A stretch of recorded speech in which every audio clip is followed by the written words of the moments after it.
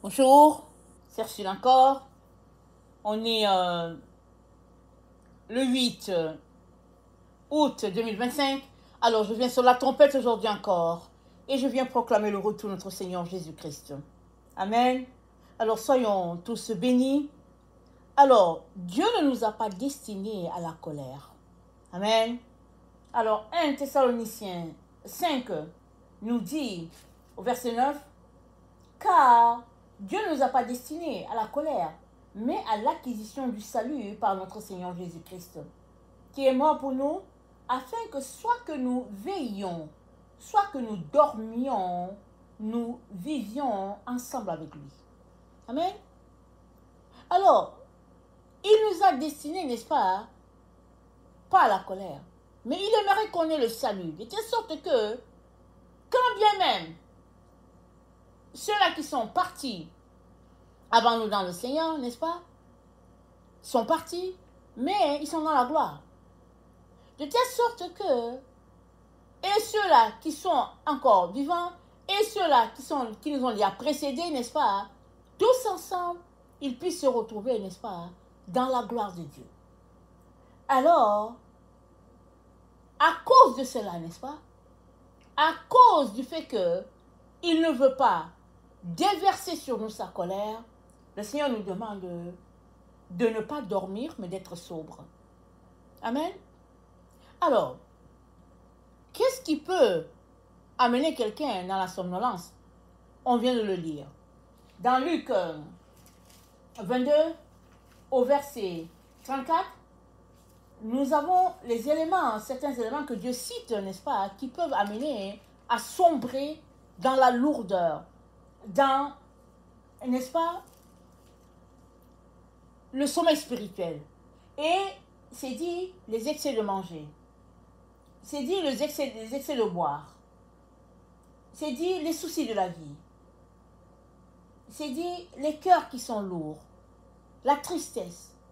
Toutes ces choses, n'est-ce pas, peuvent faire que on demeure fermé au Seigneur, alors que le Seigneur, n'est-ce pas, ne veut que nous communiquer les grâces, et il les communique, mais ça n'arrive pas jusqu'à nous parce qu'on est triste, parce qu'on a trop mangé, parce qu'on est fatigué, parce qu'on est en colère, parce qu'on est dans une situation de querelle avec les autres, et puis rien ne passe.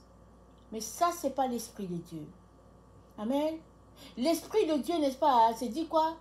Ce que Dieu agrée, n'est-ce pas, c'est un esprit paisible, n'est-ce pas? Il nous appelle, n'est-ce pas, à une vie de quiétude avec un esprit paisible, un esprit tranquille.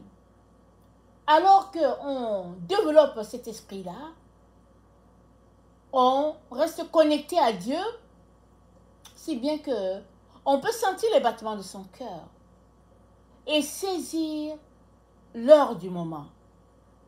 Parce que nous sommes redevables les uns envers les autres. Quand bien même les autres n'ont pas le Seigneur, nous sommes quand même redevables envers eux parce que la Bible nous demande de prier pour tous les hommes. Dieu n'a jamais dit, ne prie pas pour tel parce qu'il n'est pas chrétien. Ou bien ne prie pas pour l'autre parce que il marche dans les pratiques que Dieu n'aime pas. Non. Dieu nous demande de prier pour tout le monde. Et s'il arrive des situations où Dieu va te dire, ok, mets-toi de côté, il va te donner la raison pour laquelle il va te demander de te mettre de côté et puis de ne pas intercéder pour telle situation, pour telle situation. S'il n'y a pas, n'est-ce pas, une précision de la part de notre Seigneur, alors notre devoir à nous, c'est de prier les uns pour les autres, chercher sa face, n'est-ce pas, et connecter avec lui pour savoir qu'est-ce qu'il vit. Amen. Qu'est-ce que notre Seigneur vit? Souvent, on pense juste à nous. Oui, on est triste, on aimerait avoir un vélo rouge et puis on a eu un vélo jaune. Ou bien on aimerait avoir, n'est-ce pas, une maison plus grande, notre maison était petite. Ça dit, toutes sortes de situations, n'est-ce pas, hein? On trimballe parce que notre cœur est porté aux choses de la terre. Mais Dieu aimerait qu'on dépasse ces choses de la terre-là. Dieu aimerait que on lui donne notre vie. Et toutes ces choses-là qu'on aimerait avoir sur cette terre, ou bien qu'on aurait souhaité avoir, nous les aurons au ciel. Si il y a des choses que tu aurais aimé pratiquer sur la terre, sache que tu n'as rien perdu si tu ne les as pas pratiquées. Tu vas les pratiquer au ciel. Tu as toute l'éternité pour pratiquer. Dieu va te donner le temps de rattraper toutes ces choses que tu aurais aimé faire, que tu n'as pas pu faire. Tu auras toute l'éternité pour les faire. Mais là où nous sommes là, n'est-ce pas? Si Dieu t'a choisi pour dire, va à tel endroit, va prêcher la parole, ne résiste pas. Vas-y. Vas-y parce que Dieu compte sur toi pour sauver ce groupe de personnes-là. Comme il a compté sur Jonas. Il a dit à Jonas, lève-toi, va à Ninive, n'est-ce pas? Et puis crie contre la grande ville. Annonce-leur leurs péchés. Et puis dis-leur que s'ils ne se répandent pas, ils seront sujets à destruction. Jonas, n'est-ce pas, est allé à Tarsis. Direction contraire. Parce qu'il a dit, Dieu ne va pas détruire la ville. Dieu ne va pas détruire. Alors il a refusé. Mais notre Dieu est tellement bon que finalement, il a envoyé le poisson, ça a avalé Jonas, et finalement Jonas s'est retrouvé à aller à Ninive, et puis de prêcher, n'est-ce pas? Et les gens se sont convertis. Voilà le cœur de Dieu. Du temps de Ninive, c'est encore son cœur aujourd'hui, en 2025. C'est encore le même cœur de Dieu. Le cœur de Dieu n'a pas changé. Dieu, n'est-ce pas, aime les gens. Il aimerait que tout le monde soit sauvé et que tout le monde parvienne à la connaissance de la vérité. Mais il y aura des gens qui ne voudront pas être sauvés. Mais ce n'est pas à toi de déterminer. Tel groupe ne mérite pas qu'on lui prêche la parole. Tel groupe ne sera pas sauvé. Moi, je vais prêcher juste à ceux-là. Non, ce n'est pas à toi de déterminer. Toi, vas-y seulement à l'endroit que Dieu t'a dit d'aller. C'est tout. Dieu dit dans le psaume 125, n'est-ce pas? Si l'Éternel ne garde une maison, celui-là qui garde, il veille en vain. Le psaume 125, on va le lire. Le psaume 127, pardon. Si l'Éternel ne bâtit la maison, psaume 127, verset 1. Si l'Éternel ne bâtit la maison, ceux qui la bâtissent travaillent en vain. Si l'Éternel ne garde la ville, celui qui la garde veille en vain. En vain, vous levez-vous matin, vous couchez-vous tard, et mangez-vous le pain de douleur. Il en donne autant à ses bien-aimés pendant leur sommeil. Amen. Qu'est-ce que ce passage est en train de dire? Ce passage est en train de dire, toutes tes occupations que tu as là, si ce n'est pas Dieu qui t'a envoyé là-bas, alors tout ce que tu fais, c'est vain. C'est ce que Salomon a dit, vanité de vanité, tout est vanité. Si ce n'est pas le Seigneur qui t'a envoyé, tout ce que tu fais, c'est vain. C'est vain. Parce que un jour, tu te tiendras devant Dieu pour rendre compte de ce qu'il t'a demandé de faire. Voilà pourquoi le Seigneur t'intéresse à venir à lui, n'est-ce pas? Et il va te dire ce que tu es venu faire sur la terre. Très souvent, avant de quitter le ciel pour venir ici, on s'entretient avec Dieu. Dieu dit, je t'envoie en mission, et puis voilà. Tu deviens un bébé, tu entres dans le sein de ta mère, et puis tu nais sur la terre. Toute ta mémoire est oubliée. Tout. Parce que tu as pris le corps humain. Dieu ne veut que te rappeler pourquoi tu es sur la terre. Afin que tu puisses accomplir la raison pour laquelle tu es là sur la terre. Maintenant, si tu es plutôt préoccupé par tes propres projets, tu ne pourras jamais réaliser le projet de Dieu. C'est soit les projets de Dieu, c'est soit tes projets.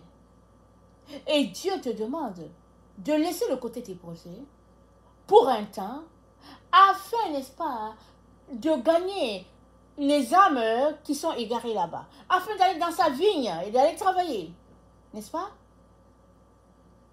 Et plusieurs seront sauvés à cause de ton obéissance. C'est ça que le Seigneur te demande. Alors il te dit donc, si tout ce que tu es en train de faire là, tu bâtis tout ce que tu fais, si ce n'est pas Dieu qui est en train de bâtir avec toi, tu le fais vainement. Il est donc important, chers frères, chers sœurs, que nous puissions nous concentrer à connecter à Dieu. Et nous puissions, n'est-ce pas, enfin, amen, renoncer à nous-mêmes. C'est un choix personnel. C'est une décision. C'est volontaire. Amen. Jésus ne va pas te forcer à renoncer à toi. Non, non, non. C'est volontaire. Et pour tous les volontaires, Dieu va les aider, n'est-ce pas, à aller toucher à leur destinée. Pourquoi? Parce qu'il les aime. Il est heureux quand, n'est-ce pas, tu es en train de marcher dans ses voies parce qu'il se glorifie en toi. Il est content. Il est donc important, chers frères et chers sœurs, que toutes ces choses qui nous distraient, que nous puissions les laisser de côté.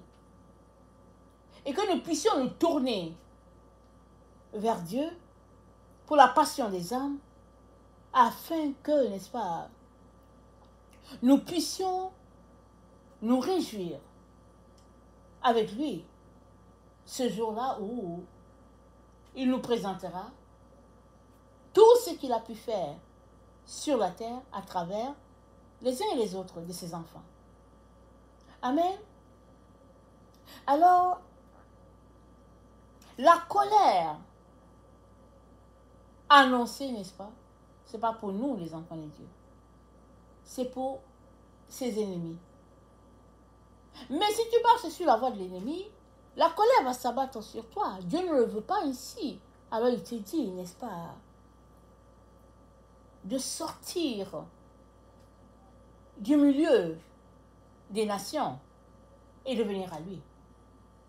Alors, on pourrait s'arrêter à argumenter pour dire, mais je vais sortir comment? Je vis sur la terre, et puis bon, je vis au milieu de mon peuple, je vis avec mes amis. On peut donner toutes sortes de raisons.